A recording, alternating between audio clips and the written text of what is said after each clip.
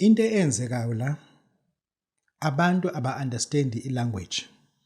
Umuntu ulenyalelwa uyalimala aphunyele imali yokulimala mase thatha u500,000 athi uyo-investor ebank. That's okay. You are not investing, you are saving.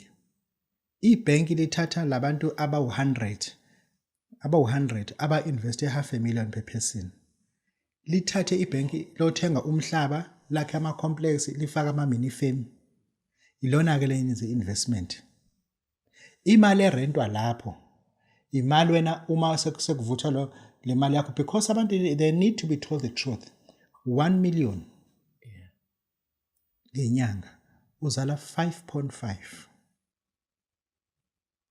The highest of all you can get is 7,000 rand ngenyanga. 1 million.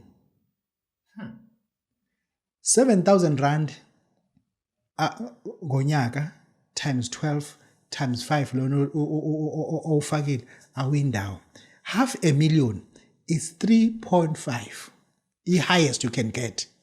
Go 500,000. It's 3,500 every month. Imali ezongena kwi account yakho ngoba usave le mali. The highest you can get.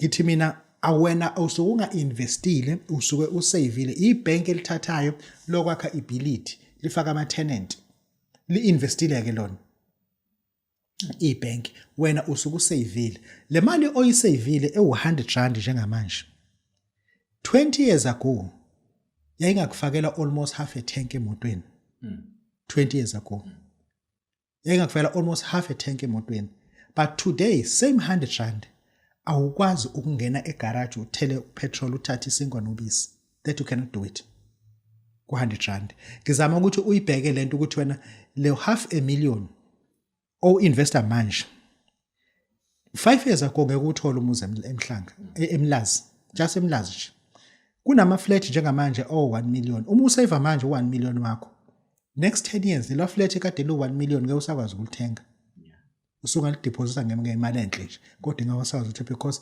imali yakho izobe isi-depreciate kakhulu. Imali iphelela i-value and iya-droppa. Wena othi unaye imali njengamanje uthi Babu Dokotela nginawo 2 million and thereafter ngithi mina uma uno 2 million hamba uthenga i-franchise qala. That's number 1, thenga i-franchise. Uma usuyithenga i-franchise thatha ke into esizokwenzela yona ukuthi leya franchise yakho ayikuzala enye imali uthenga i-franchise. Invest your money entweni ezoba ilento oyifunayo.